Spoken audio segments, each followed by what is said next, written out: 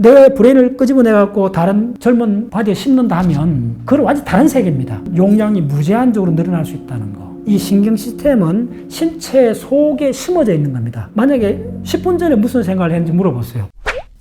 과학문화운동하는 박문호입니다. 저는 브레인 사이언스를 일반인들 대상으로 걸쳐간 15년째 강의를 하고 있습니다. 간단히 요약하면 브레인의 작동은 감각, 운동, 기억 이렇게 세 개 파트로 볼 수 있습니다. 근데 감각하고 운동은 직관적으로 다 알죠 우리가. 근데 기억은 많은 정신작용에 관여되겠다는 건 느낌으로 알 수는 있는데 구체적으로 그것이 어떤 식으로 작동하는가는 브레인을 좀 깊이 공부한 사람들만이 조금 짐작할 수 있는 부분입니다. 기억은 왜 진화되어 왔는가? 여러분들이 우리 정신작용의 세 가지 감각, 운동, 기억이라 봤을 때 운동이 모여진 것이 행동이잖아요. 행동은 반드시 의도가, 목적이 들어가야 돼요. 행동은 우리가 의도적으로 하는데 기억은 의도적으로 기억을 하지 않는다는 거예요. 이 점이 기억을 공부하는 데서 가장 중요한 포인트라고 저는 그렇게 생각해요.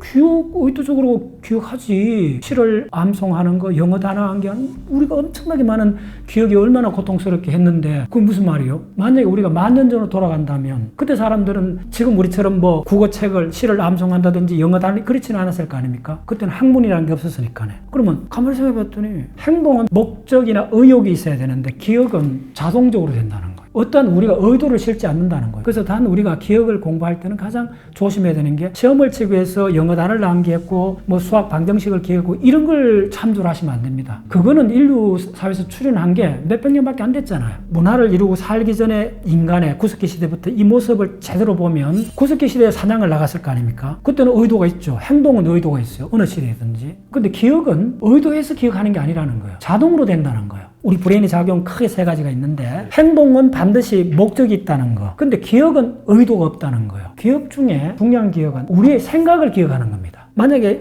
당신이 바로 10분 전에 무슨 생각을 했는지 물어보세요. 본인한테. 몰라요. 그런데 만약에 우리가 한 10초 혹은 3초 전에 내가 무슨 생각을 했는지 모르면 어떻게 될까요? 막 하다 물이 묻고 싶었고 냉장 앞에 왔는데 거기에 3초 전에 물이 묻고 싶어서 의자 일어나고 냉장 왔는데 잊어버릴 수 있어요. 우리의 생각이라는 기억을 잊어버렸을 때는 상당한 문제가 생긴다는 걸 간파해야 돼요. 왜냐하면 내가 어떤 행동하는데 가장 중요한 기억은 바로 10초 전의 기억이요. 바로 전의 생각을 잊어버리면 뭐가 불가능해지느냐 하면 목적 있는 행동이 불가능해져요. 통계적으로 최초의 기억은 뭐 3살, 4살 요때까지 가거든요. 이제 여러 가지 이론들이 있는데 그 중에 하나는 해마가 완전히 성숙하지 않았다. 해마가 우리 기억을 만드는 일화 기억을, 우리 행동 기억을 만드는 거거든요. 그런데 2살, 3살 문 애들 보고 행동이란 말을 보다는 개나 고양이처럼 동작들이 많잖아. 근데 이제 물론 갓난애도 옹알이하고 부모의 얼굴에 반응을 하고 그다음 딸랑이 소리에 반응을 하죠. 그래서 이 생명 시스템이 지나는 것은 맨 처음에 하는 건 반응입니다. 그래서 반응적 동작이 일어나요. 그 다음 단계가 뭐냐 하면 어른이 손가락 끝에 가 있는 뭐 잿들이나 신문지를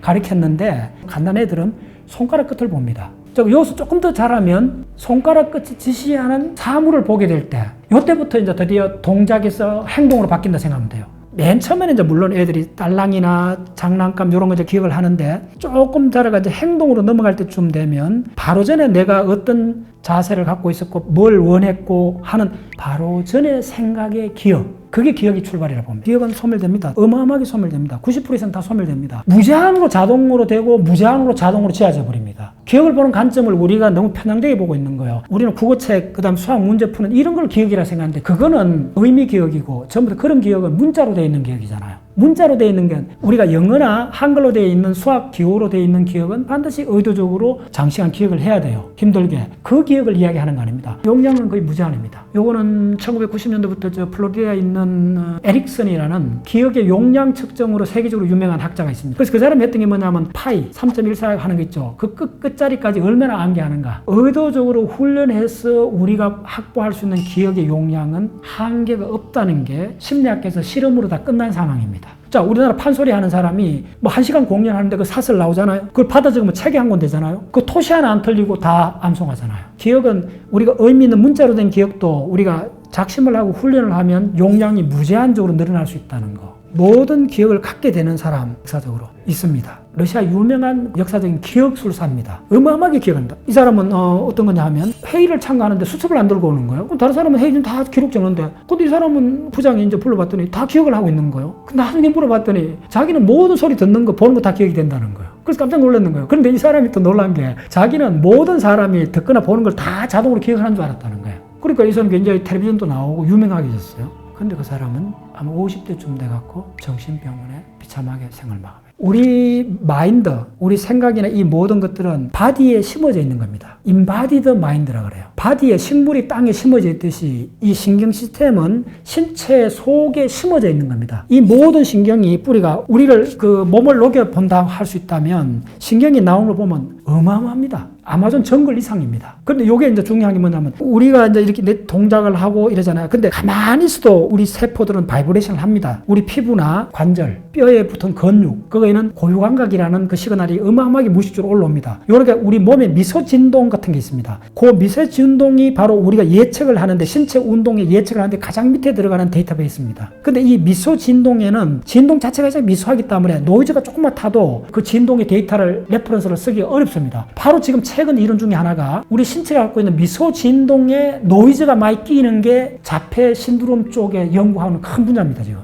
그 말은 뭐냐면 심지어 우리 신체가 갖고 있는 미묘한 진동조차도 우리 브레인에 예측하는데 근본적인 데이터가 되는데 그럼 내가 브레인을 빼내갖고 다른 데 심는다든지 이렇게 한다면 내 바디를 벗어나 버리면 그건 완전히 다른 세계입니다. 내 브레인을 끄집어내갖고 다른 젊은 바디에 심는다 하면 내 기억은 걷고 가는데 그 사람이 브레인을 이식한 사람이 지금 행동을 해야 되잖아요. 그 행동하려면 모든 행동할 때 예측값이 만들어져야 돼요. 그 예측값은 반드시 그 사람 신체에서 올라와야 돼요. 요게 굉장히 미세한데 요거 미세하기 때문에 노이즈가 조금만 끼어도 데이터가 훼손이 당할 겁니까? 요런 것들이 그 사람의 지금 전달하고 있는 의미하고 가장 정합적으로 맞아 들어가는 거예요. 충분히 가능하죠. 가능할 뿐만 아니라 그냥 무제한적으로 항상 일어나고 있는 겁니다. 세뇌당한다는 게 그냥 한자 말로 브레인을 씻어내갖고 새롭게 만든다는 거잖아요. 그러면 물론 저게 안 좋은 의미로 어떤 정치적 신념을 집어넣을 수도 있고 세뇌 이야기는 아주 간단합니다. 세뇌는 뭐냐 하면 어떻게 생겼냐 하면 반복에서 생긴 거잖아요. 근데 반복이 왜 그렇게 세뇌까지 되고 모든 걸 다 바꿀 수가 있느냐 하면 반복은 욕망을 이길 수 있는 겁니다. 욕망을 이길 수 있는 유일한 것이 반복입니다. 그게 뭐냐면 중독이 가장 중요한 메커니즘이 뭐냐면 중독은 무엇을 원한다는 것보다는 무엇을 멈출 수 없다는 데 핵심을 둬야 돼요. 멈추는 거는 행동이잖아. 행동을 멈추는 거잖아. 그 행동을 못 멈추는 겁니다. 중독의 가장 핵심은 행동을 멈출 수 없다는 말이고 근데 왜 행동의 반복을 멈출 수 없느냐 하면 행동은 반복을 하게 되면 스스로 배터리가 갖다 붙게 됩니다. 자가 발전이 됩니다. 그럼 동물하고 인간의 행동은 어떻게 다른가 물어보면 돼요. 우리도 80%는 동물이라 보면 돼요. 그러니까 동물에 있는 건 우리도 공유를 하고 있고 그다음 동물에서 우리가 플러스 된 것만 추가하면 되는데 동물하고 인간의 행동이 근본적으로 다른 건 이런 겁니다.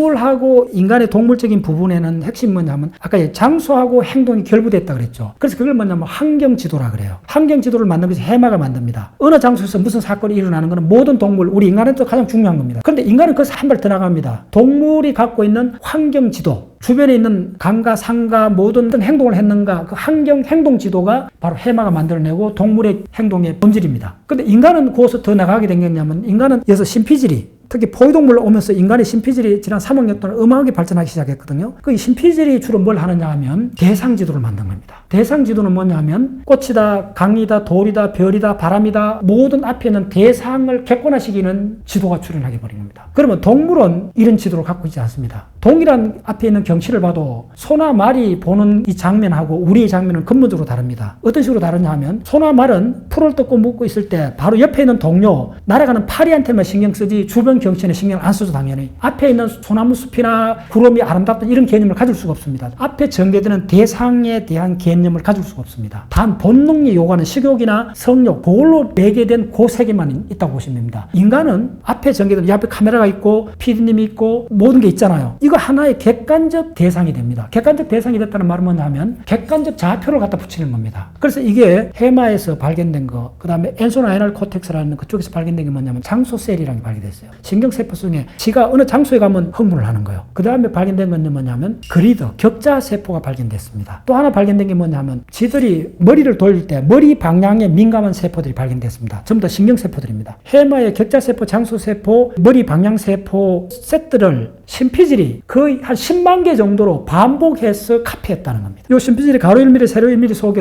신경세포가 몇 개 들어갈 수 있냐면 10,000개 정도 들어갈 수 있어요. 그래서 10,000개 정도의 신경세포가 내 앞에 보이는 수백 개, 수천 개의 사물에 각각의 장수세포, 격자세포, 머리 방향세포 요걸 부과를 했다는 겁니다. 그럼 어떻게 되냐면 독립된 사물들이 존재하게 된다는 거예요. 그래서 대상이 출현하고 이 개체가 출현한 우주 속에 인간은 살게 되는 겁니다. 완전히 동물하고 달라진 겁니다. 동물은 내 신체하고 환경이 결부된 환경 지도를 갖게 됐고, 그런데 인간은 내 생존하고 관련 없는 개별 대상에 대한 맵을 갖기 시작했다는 거예요. 이게 나중에 인류가 아인슈타인 같은 사람이 우주 전체를 설명하게 된 이유도 뭐냐면 모든 시공의 포인트에 각각의 좌표가 부여됐다는 겁니다. 그래서 인간이 우주까지 나가게 됐고 인공위성을 만들고 일반 상대성 이론이 나오게 된 근본적 동기가 뭐냐면 마우스나 우리 동물, 인간도 갖고 있는데 환경에 결부된 지도 플러스 우리 신체하고 독립된 개별 사물들의 지도를 생성했다는 겁니다. 그게 바로 신피질의 중요한, 어쩌면 가장 중요한 기능이라는 거예요. 그래서 우리가 그런 관점에서 수많은 개별, 수천 가지 개별 아이템의 좌표를 설정했기 때문에